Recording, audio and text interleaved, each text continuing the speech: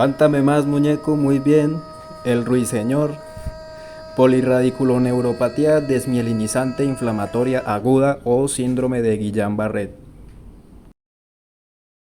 Hola clase, un gusto verlos nuevamente. En este clip voy a hablarles sobre mi última presentación del trabajo final del curso, en el cual pues me corresponde compartirles algo de información sobre lo que es el síndrome de Guillain-Barré, algunas de sus causas etiológicas o su etiología, mejor dicho, la cual es idiopática en este momento, pero pues hay algunas causas más atribuibles de las cuales les voy a comentar posteriormente.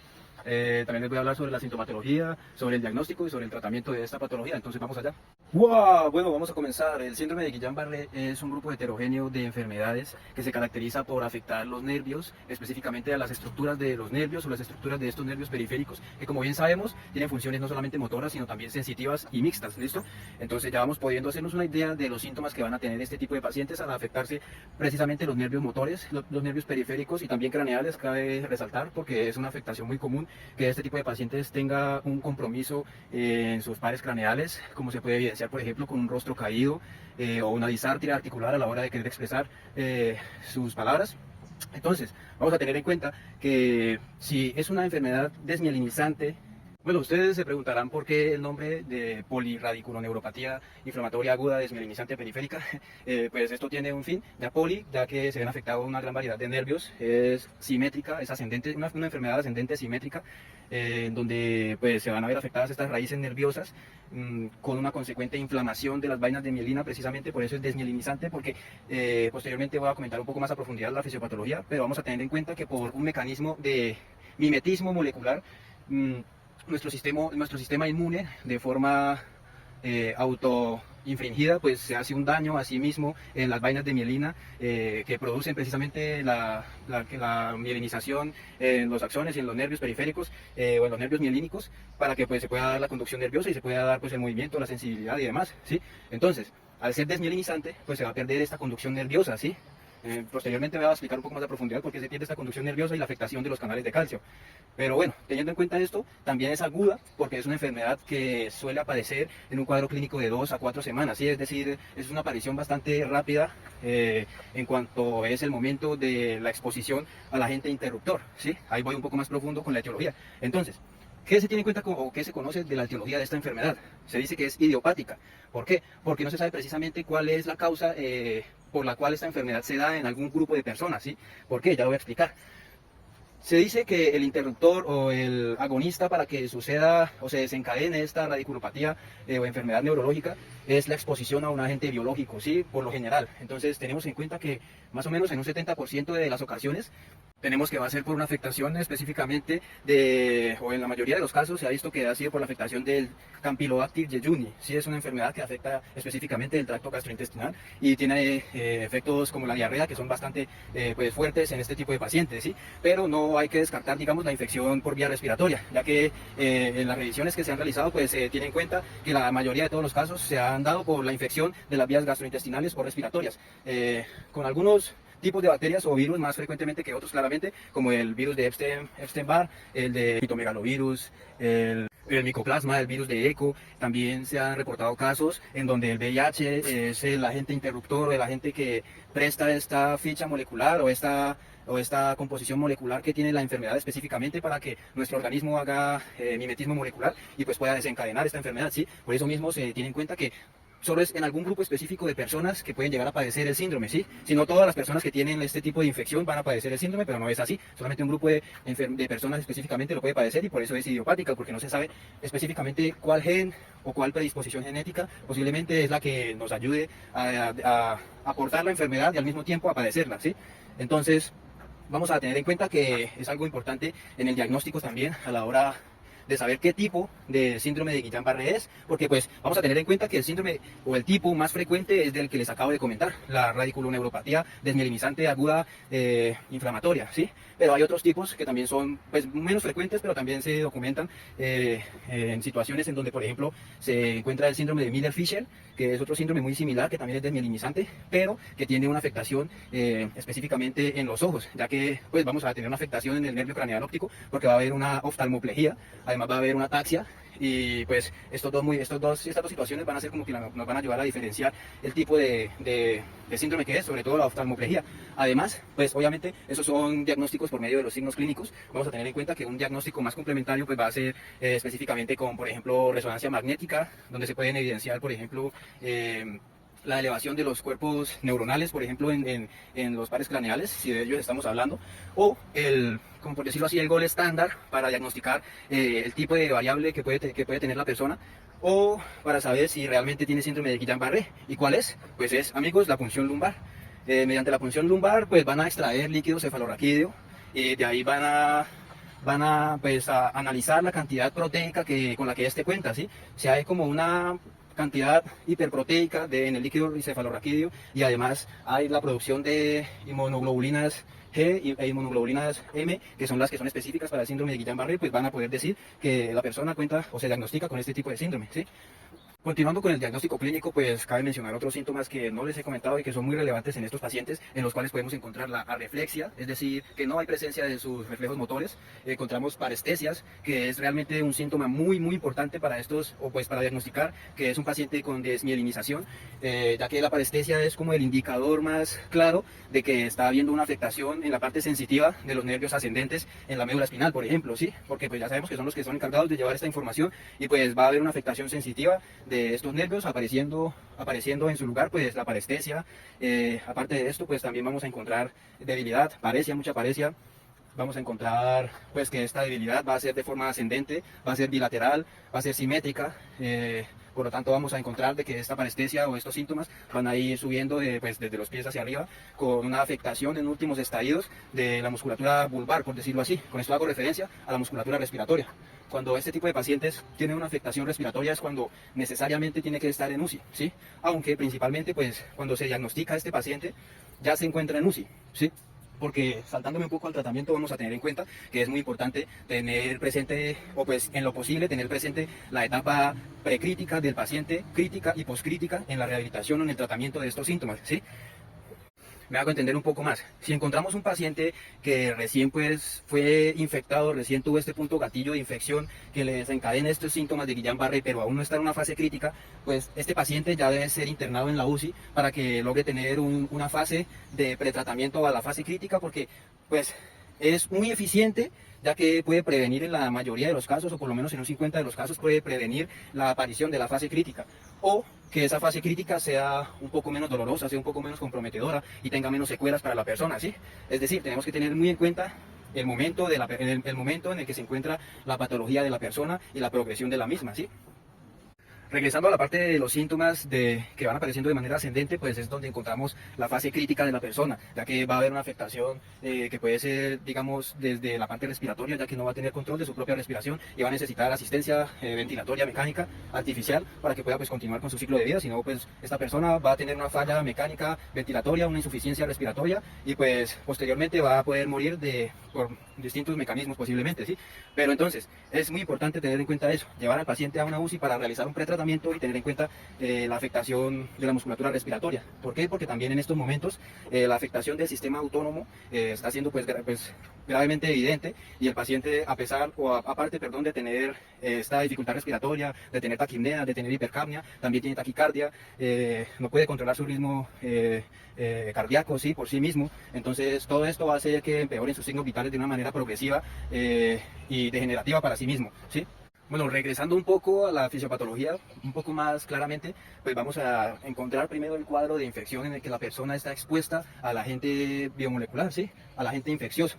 Entonces, vamos a tener presente que en nuestros nervios, en nuestras vainas de mielina, existe algo llamado la esfingomielina, la cual pues tiene una estructura molecular y tiene precisamente unas proteínas muy similares a estructuras moleculares presentes en esos agentes externos que infectan a la persona. Es decir, es una estructura muy parecida a la que tienen las bacterias, los virus y demás, ¿sí? Por eso mismo, mediante el mecanismo de mimetismo molecular, llegan los linfocitos B a generar plasmocitos mediante la intervención de interleuquinas. ¿Qué son los plasmocitos? Los plasmocitos son precisamente linfocitos B ya madurados por las interleuquinas, los cuales pues llegan al lugar en donde se encuentra el nervio. Digamos, ya estamos hablando de 3 semanas después de la infección, por ejemplo.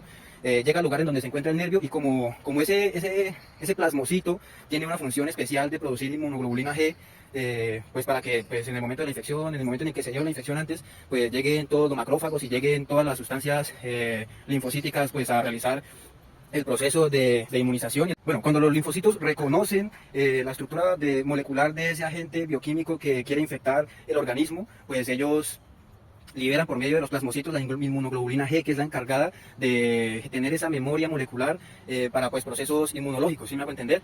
Entonces, cuando ya la infección ha cesado, pero aún siguen activos estos procesos de inmunización, por decirlo así, pues llegan estos linfocitos B con plasmocitos a reconocer por medio de la esfingomielina de la que les hablé hace un rato, que es precisamente la que tiene esta estructura molecular tan similar a estos oligosacáridos presentes en los microorganismos que infectan a la persona, ¿sí? Entonces, cuando la inmunoglobulina G, liberada por los plasmocitos, llega a reconocer a la esfingomielina como un agente microorganismo externo, pues comienza a suceder el proceso de destrucción autoinmune, ¿sí? El proceso de autoinmunización, es decir, comienza ahí a desmielinizarse precisamente esta zona, y comienza el proceso de destrucción de la vaina de la mielina, o destrucción de las células de Schwann, o de destrucción de la membrana del axón, bien sea el caso de la variable o de la variedad con la que cuenta la persona, ¿sí? Porque cada una de las variedades pues vamos a saber que va a tener una afectación distinta en una zona distinta también del nervio, y por eso pues va a tener también unos síntomas un poco distintos, ¿sí?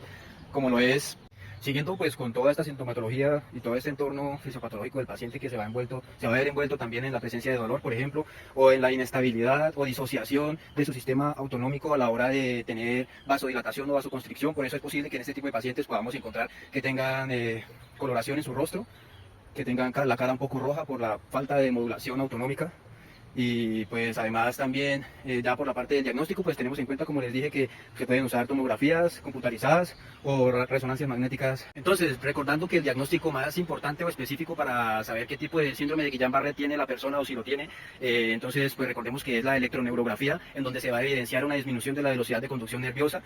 Muy bien, llegamos a la parte del tratamiento. Entonces, ¿cómo vamos a enfocar el tratamiento en este tipo de pacientes? Pues enfocarlo, ¿en qué sentido? Pues bueno, vemos que lo más importante es estimular esta conducción nerviosa, estimular la función de estos nervios, de estos músculos, o de todo el organismo en general, ¿sí? Es decir, vamos a estimular la función motriz, la función sensitiva, y en lo posible la función autonómica. Entonces, para esto no vamos a dejar de lado lo que viene siendo la fisioterapia convencional, la fisioterapia respiratoria, que nos va a ayudar a atenuar bastante ya en la parte de la aparición de los síntomas que tienen que ver con la desmielinización, porque va a haber un estímulo bastante influyente en cuanto a lo que viene siendo la función de los nervios, ¿listo? Entonces, todo lo que tenga que ver con movilización temprana, por ejemplo, si el paciente ya se encuentra en una fase crítica, o si no se encuentra en una fase crítica, incluso vamos a tener en cuenta que pues la contracción muscular voluntaria o el ejercicio de resistencia muscular va a ser como lo más indicado en estas personas, pues para lograr mantener esta función muscular, ¿sí? Digamos, el entrenamiento de elongación muscular pues no se utiliza de pronto mucho, porque vamos a tener en cuenta algo que no les dije al principio, y es que se cree que en esta patología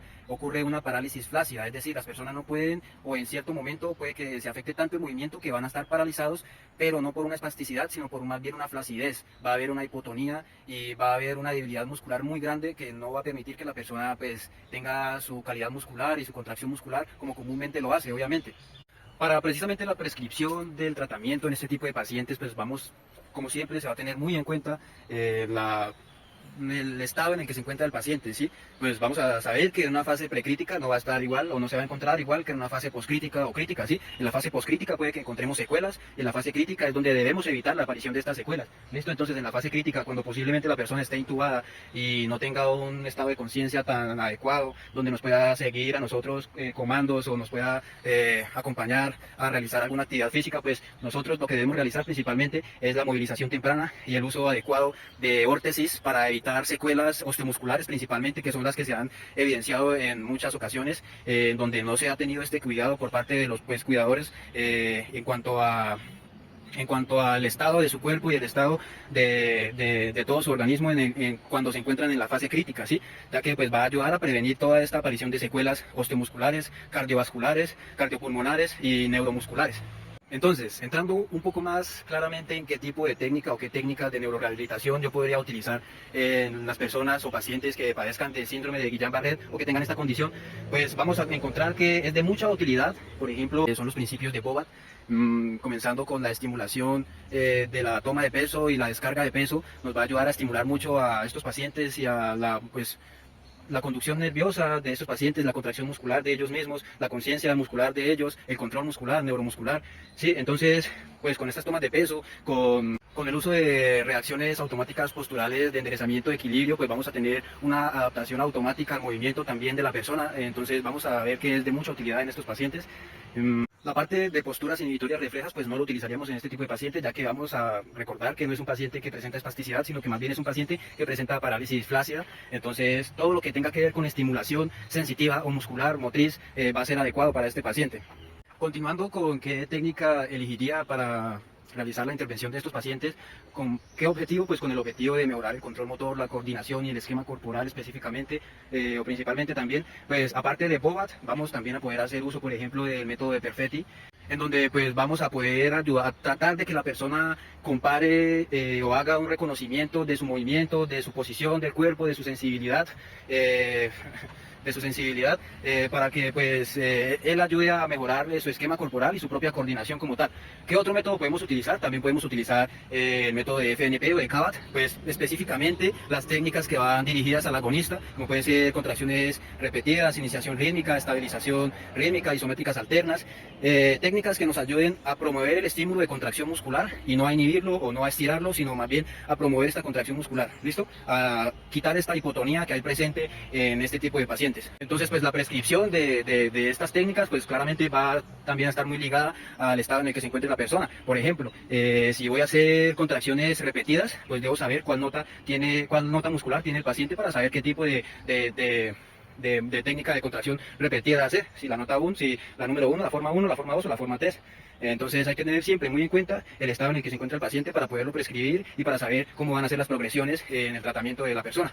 Entonces, aparte de Bobat, FNP o CABAT y Perfetti, vamos a poder también hacer uso del reaprendizaje motor orientado a tareas, ya que pues estas personas vamos a entender que van a perder toda su movilidad, van a perder el control de sus movimientos, de sus sensaciones. Entonces vamos a tener que reeducar esta sensibilidad, vamos a tener que reeducar este movimiento. Entonces, aparte de reeducar la sensibilidad de manera aparte, como se reeduca la sensibilidad comúnmente, vamos a reeducar el movimiento enfocado a los patrones motores de la vida diaria de esta persona, de este paciente. Entonces vamos a tener que hacer también una evaluación de cuáles son las actividades de la vida diaria, de la cotidianidad de la persona, en qué se ve involucrado, qué se involucró en esta persona y cómo vamos a tratar de potenciar esta funcionalidad laboral y habitual de la persona por medio de la contracción muscular y por medio de la estimulación muscular mediante la ejecución de tareas específicas que lleven a la persona a tener una funcionalidad en su entorno común de vida. Y por último, y no menos importante, ¿cómo es el pronóstico de estos pacientes? ¿Cómo es la afectación postcrítica de estas personas y cuáles son las secuelas que pueden llegar a tener? Entonces, vamos a tener en cuenta que esto está muy y estrechamente ligado a la rehabilitación, al tratamiento con el que se haya llevado a este paciente, ¿sí? Al acompañamiento que haya tenido esta persona. Pues es algo muy complejo, ya que requiere de mucha atención, pero a la misma vez requiere de paciencia, ya que son personas que están ligadas a desacondicionarse rápidamente y están ligadas a tener mucha fatiga. Entonces, cuando vamos a estimular de primera la musculatura y la función muscular o la función del nervio de una manera intensa, por decirlo así, pues puede ser que nosotros logremos más bien estimular el mecanismo de daño autoinmune y podemos empeorar la enfermedad. Entonces tiene que ser gradualmente y minuciosamente la prescripción de esta estimulación en estos pacientes, en donde se ha documentado también que hay casos en los que los cuidadores primarios o la familia de estos pacientes son tan dedicados que a lo largo del día van realizando estímulos en sus familiares, a lo largo del día van realizando ejercicios o van realizando lo que el terapeuta o el médico le haya indicado para resolver un poco la sintomatología de estos pacientes. Y pues cuando es en estos casos se logra evidenciar una mejora, un pronóstico más bueno o más positivo para estos pacientes, que sin la aparición de muchas secuelas. Realmente se han documentado casos de personas que tuvieron la enfermedad y que a los 5 o 6 años no tienen ya ninguna secuela, o puede ser antes, puede ser después. Lo que sí se sabe es que es un poco demorada la resolución de toda la enfermedad, pero sí se sabe también que es muy posible la recuperación completa de estos pacientes, como también el compromiso a lo largo de la vida. Como digo, es muy influyente el tratamiento y la rehabilitación de las personas para saber cuál va a ser su pronóstico. Es un síndrome realmente no tan frecuente, que sí ha tenido gran influencia en la población porque se ha llevado la vida de algunas personas y aún no se sabe realmente su etiología o su naturaleza, de dónde proviene. Pero lo que sí se sabe es que hay un pronóstico positivo y prometedor para estos pacientes, y pues depende mucho de nosotros cómo lo vamos a intervenir y cómo lo vamos a tratar y cómo lo vamos a recomendar para lograr tener pues una rehabilitación lo más completa posible y lograr evitar en su mayoría la aparición de las secuelas. Y pues bueno, me excuso con ustedes por no haber traído un paciente para demostrar cómo haría la implementación de las técnicas de FNP, Perfetti, BOAT, reaprendizaje orientado a la tarea, pero pues son cosas de la vida, no pude hacerlo. Muchas gracias por su atención y espero que tengan un feliz fin de año.